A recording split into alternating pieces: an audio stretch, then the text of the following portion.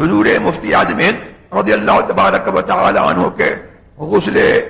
مبارک کے وقت جو ہے وہ مجھے اب زیادہ تو یاد رہا نہیں، ایک مولانا وہ مرید تھے اندور کے سخی اللہ خان، وہ موجود تھے، اور غالباً عبد الغفار نوری حضرت کے مرید اندور کے وہ موجود تھے، اور یہ فقیر بھی تھا، اور دوسرے بھی حضرات موجود تھے۔ تو کوئی قابل ذکر اس وقت مجھے جو ہے وہ میرے حافظے میں بدور دے رہا ہوں، لیکن کوئی قابل ذکر ہستی جو ہے علماء میں مجھے یاد نہیں آ رہی ہے۔ میں موجود تھا، میں نے یہ کرامت دیکھی کہ لوگ پانی ڈال رہے تھے، اور مجھے بھی یہ سعادت نصیب ہوئی کہ میں نے بدن شریف پر جو ہے پانی ڈالا، تو نیچے کی طرف کا جو حصہ چادر سے ڈھکا ہوا تھا، تو کچھ لوگوں کی بے احتیاطی سے یہ قریب تھا کہ وہ حصہ کھل جائے اور بے صدری ہو جائے، تو میں نے یہ خود دیکھا کہ دو انگلیاں دونوں طرف سے دونوں ہاتھوں کی اٹھی اور چادر اس طریقے سے تل گئی۔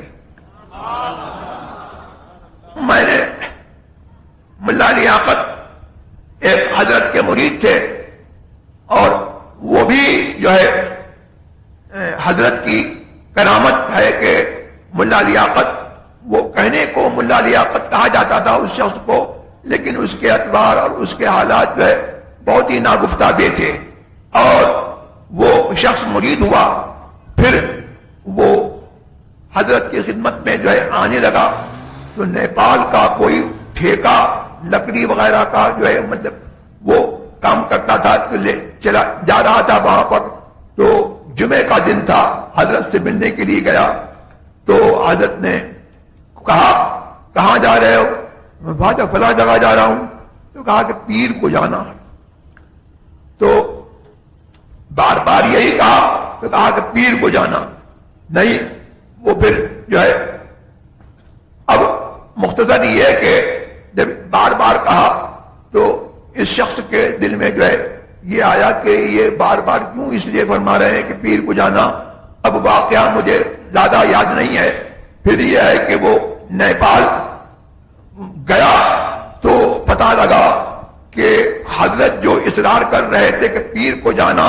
تو اسی طور پر جب وہ گیا تو پتا لگا کہ ایک دن پہلے 2 دن پہلے جو ہے ڈاکو آئے تھے، یہاں پر لوگوں کا سامان لوٹ کر کے لے گئے، تو اس نے سمجھا کہ حضرت کا کہنا اس وجہ سے۔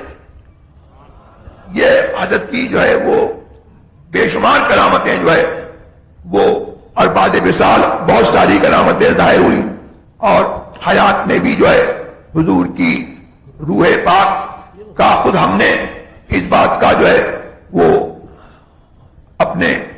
خوابوں میں اور اس میں مشاہدہ کیا کہ حضرت کی روح جو ہے روحانی تربیت جو ہے بہت ہی زوردار تھی، اور روحانی طور پر اپنے مریدوں کی وہ خبرگیری کرتے تھے اور تربیت کرتے تھے۔ ایک واقعہ یہ ہے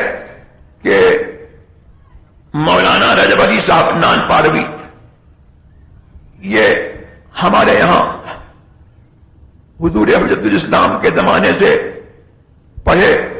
اور پرانے آدمی تھے، بزرگوں کی صحبت یافتہ تھے، تو یہ آتے رہتے تھے بریلی۔ حضرت کی بیماری کا زمانہ تھا، انہوں نے مجھے مدعو کیا نان پارے کے لیے، اور میں نان پارے پہنچ گیا۔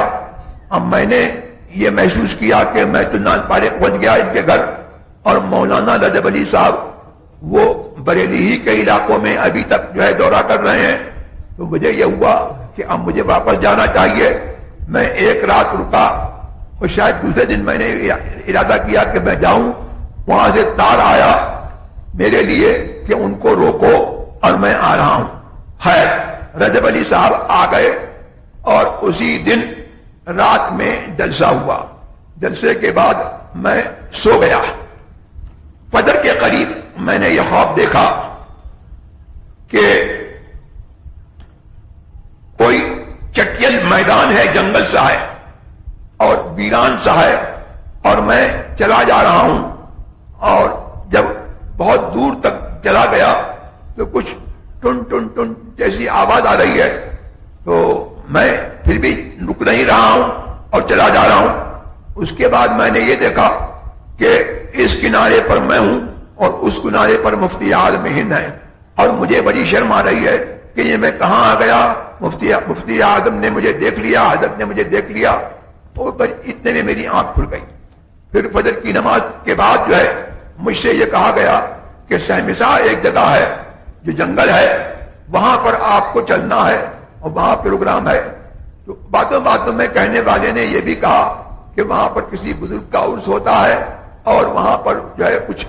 مختلف قسم کی خرافات کا ذکر کیا کہ یہ ہوتا ہے, یہ ہوتا ہے, قوالی ہوتی ہے, رنڈی کا ناچ ہوتا ہے. میں نے کہا اب تو ہرگز نہیں جاؤں گا, حضرت نے مجھے رات دکھا دیا.